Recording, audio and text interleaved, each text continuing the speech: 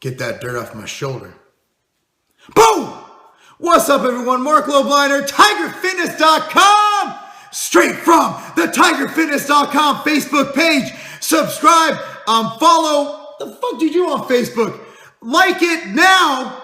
Facebook.com/TigerFitnessOnline. A few weeks ago, we gave you a chance to have your question answered, and I don't remember what you won, but I'll post it in the post online. Anyway, this one comes from Jamie McDougal. Jamie McDougal! Here it is. Low back pain, I can't seem to shift. I know you have suffered from this recently and seem to bounce back very quick. I too spend most of my day sitting, and I think this might be the cause of my pain. A video on how to combat these issues with the approach you took would be brilliant. Cheers. I had to train myself to do a lot of things differently. First of all, I needed to fix my imbalances. Now, everybody's imbalance might be different, so I'm going to speak generally and then also go into what my issue was. My main issue would be, basically, I had some structural imbalances in my back. My lats got really, really, really strong. So the inner back, right in, back scratcher, right here, was fucked up. So what I did, check it out. I do a 3/4 squat. So you're in a squat position. Come here, bring this back. So you're bringing your chest together, then you're bringing your scapula together, your shoulder blades together.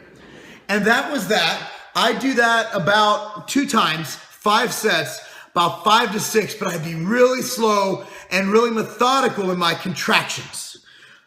That's one movement I did. Another thing I did is I eliminated back squats. I eliminated squatting, and I eliminated, for time being, deadlifts. And I moved on to something called a goblet squat, which you can search on my channel. I've done them many times. If you have watched this channel before, you see me do them. And wall deadlifts. I just did a whole video about that. I'll link below, where I demonstrate a wall deadlift.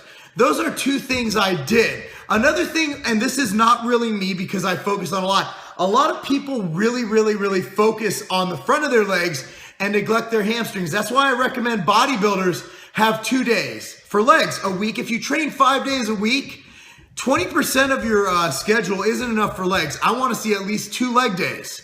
So I recommend doing a day where it's hamstring dominant and a day where it's quad dominant. Now for hamstring days, I do a lot of leg curls and also work core. Now core stability is something that is oft neglected.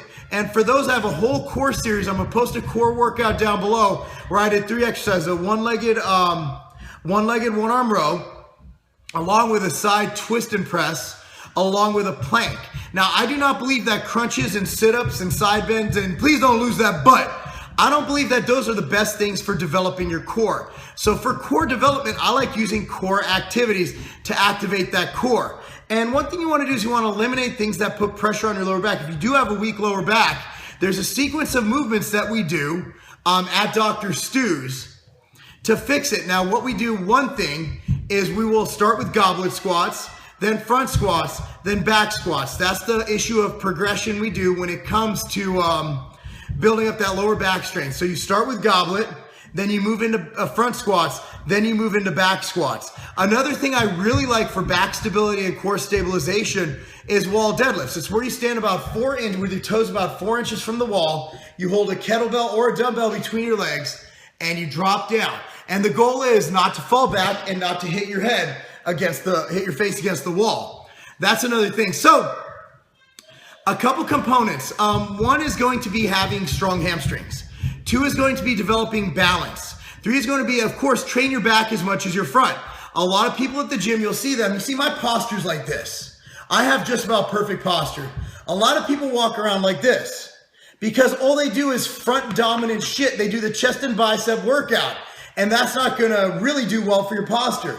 So what you want to do is be sure to do back strengthening exercises, okay? As well as, if you have back issues, taking a step back, getting rid of back squats, and retraining those muscles in between using goblet squats, wall deadlifts, and other movements are key. Another thing is incorporate core training at least 1 to 3 times a week, utilizing moves that are not your standard crunches and all of that normal stuff that people think when they're trying to build their abs. Because we're not just trying to build our abs for aesthetics. I mean, at the end of the day, when you're 70 years old, you're not going to think, man, I have a strong chest. You're going to think, man, you know what?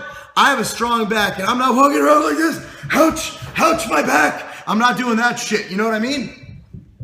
So that, in my opinion, is how to rehab your back. And if you really need help, I do recommend this. Drive if you're in the Midwest, or fly out and spend some time with Dr. Stu and myself at Paradigm Performance in Elgin, Illinois, and we'll stretch you straight. We have people coming in all the time now, basically to perfect their squat and deadlift, and also to perfect their posture and utilize those core movements to make sure that moving forward, they won't snap their shit up.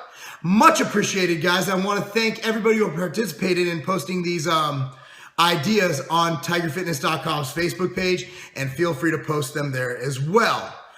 Actually, just go to the page and like it. We'll have a new post coming up. I'm Marc Lobliner, tigerfitness.com. Because not snapping your back up, back problems, 90% of America have back problems. Be on the lookout. Dr. Stu and I are writing a book on how to help fix or prevent lower back issues through exercise. Because being able to walk, that's not a game.